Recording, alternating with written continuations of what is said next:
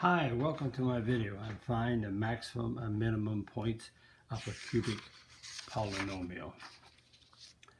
Let's recall the maximum point. Let's look at the parabola. If we take a parabola and draw it like this is the maximum point, the highest point in the parabola. And that's at this point here, which is the vertex. That means the f prime of x is equal to 0 for the x coordinate of this vertex. And on this side, f prime x is greater than 0, so the slope is f prime, and so it's positive, so the slope here is positive because it's going up. And on this side, the f prime x is less than 0, the slope is negative. So if you think about it from the vertex, so if you take the vertex like this, so the curve is going like that and like that. So that means if you have a positive on the left and a negative slope on the right, then this point is a maximum point.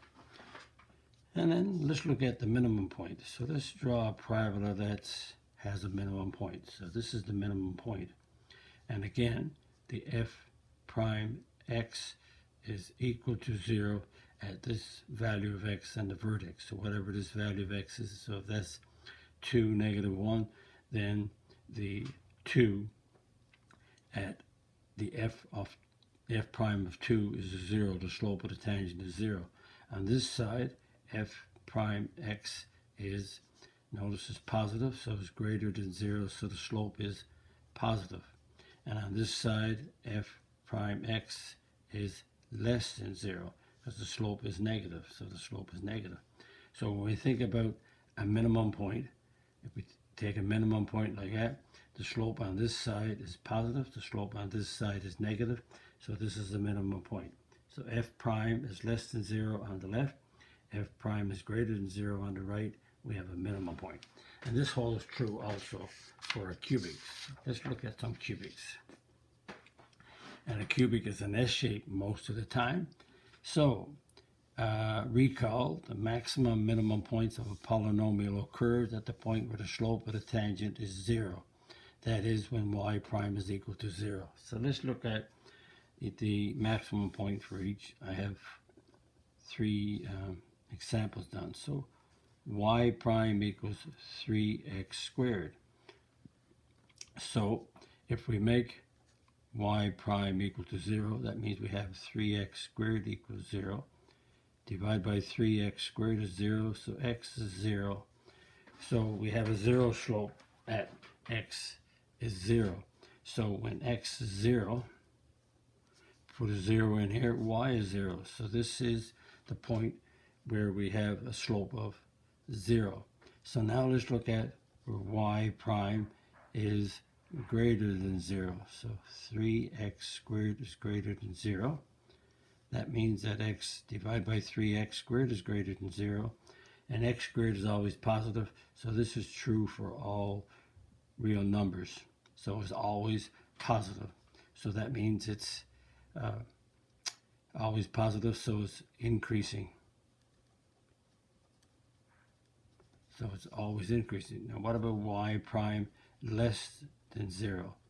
3x squared less than 0 divided by 3x squared is less than 0.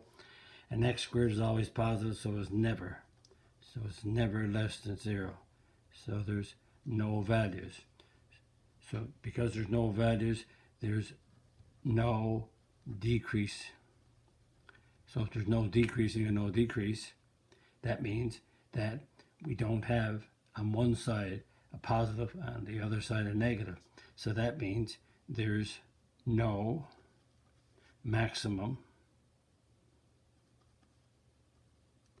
or minimum point. And this will be discussed further when we do what we call the second derivative. But in order to get a maximum or minimum point, one side got to be positive, the other side got to be negative in terms of the slope. We don't have that here, so there's no maximum or minimum point. If you think about a cubic, think about the graph of this one. When x is 0, y is 0. When x is 1, y is 1. When x is 2, y is 8. And when we got negative 1 gives you negative 1. Put a negative 1 here, y is negative 1. Put negative 2 here, y is negative 8. So we have, doing this, and if you think about it, on this side, when we do a tangent, it's positive, and we do a tangent on this side, it's positive. So the slope of this curve is 0 here, but there are positives on the right side, positive on the left, so there's no positive and a negative slope, so there's no maximum or minimum point. Let's look at number 2. Again, we have to look at the slope. So y prime is negative 3x squared minus 6x. 3 times negative 1 is negative 3 decreased by 1. Negative 3 times 2 is negative 6 decreased by 1. So when we make y prime equal to 0, negative 3x squared minus 6x is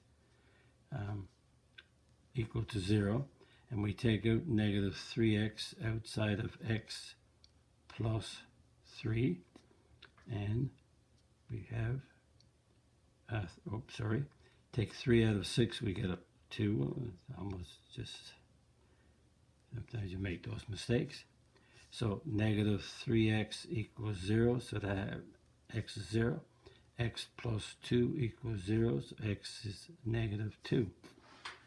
So what happens here, if you think about the number line, we have a 0 and 2, where the slope of the tangent is 0 at 0 and 2.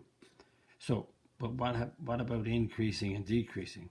So what about if we look at where the negative 3x times x plus 2 is greater than 0, and we look at negative 3x times x plus 2 is less than 0. So these values that we're now looking at here, so I have it factored. 0 is, the slope is 0 at 0 and 2. So when is it greater? So let's put a 3. In between 0 and 2 is a 1, and to the left is negative 1. So we put a 3 here, that's a negative. Put a 3 here is positive. So the product is negative. If you put a 1, take the 1 and sub here, you get a negative. You put a 1 here, you get 1 here is positive. Now let's see. Again, that's gone astray here. So this is, oh, I was thinking then I got 2 pluses, but notice right here, I have, that's a minus. So this is a minus 2, and, okay, this is minus 2 and a 0. Oh, I made that mistake, huh? And I didn't notice it. I moved the 2 over, didn't make it a minus. So it's negative 2 and 0, so this is a 1. In between here is negative 1, and on this side is negative 3. Now let's see what we got here. Putting a 1 in here is negative. Putting a 1 here is positive. So that's okay, that's a negative. Putting a negative 1 is positive. Putting a negative 1 here is positive. Product is positive. Putting a negative 3 here is negative. Putting a negative 3 here is negative. So negative 3 here is, negative 3 times negative 3 is a positive. Putting a negative 3 here is negative 1, which is a negative, so that's a negative. So hopefully, again, apologize for that error. So that's a negative 2, 0. Put a 1 in. A 1 in here gives me negative 3, which is negative. Put a 1 here gives me a positive, so everything is okay. And so what happens is that when I do this number line, so notice the slope on this side, this is in terms of the derivative, which is slope. So on this side we got a negative. On this, between here, negative 2 and 0, we got a positive. And on this side we have a negative. So it's doing this. So I draw those lines like this. So that's a negative slope, positive slope, negative slope. So that means that at 0, this is negative to a positive, so that's a maximum. So let's look at x equals 0 in the equation. So y equals negative 0 cubed minus 3 times 0, because we want to find the points. So this is 0, this is 0, so 0 minus 0 is 0. So the point 0, 0. So at 0, we have a slope of 0, and so that point is a maximum. So that's your maximum point at 0, 0. And what about when x equals negative 2? And you can see that at negative 2 we have a minimum point. So what's that minimum point going to be? So we put a negative 2. Again, we're putting a negative 2 back into the main cubic equation. So we got a negative 2. Be careful. So I'm putting a negative 2 here. Perfect. Putting a negative 2 here. Perfect. So negative 2 cubed is negative 8. The negative of a negative 8 is 8. And we have negative 3. That's a 4. So we have 8 minus 12, which is negative 4. So this point here, negative 2, gives us a negative 4. And this point, because this is positive, because this slope is negative, that's a minimum point. So the minimum point on this cubic graph is negative 2, negative 4, and the maximum point is 0, 0, because we did the slopes. Looking at these right here, we have a minimum point at negative 4, negative 2, negative 4, and 0, 0.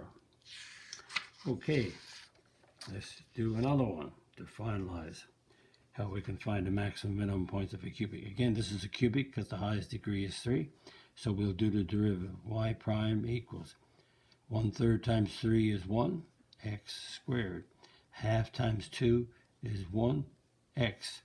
And a negative 2 x derivative is just negative 2. So what we have y prime, and this is a quadratic, so let's see if we can factor it. X squared is x and x.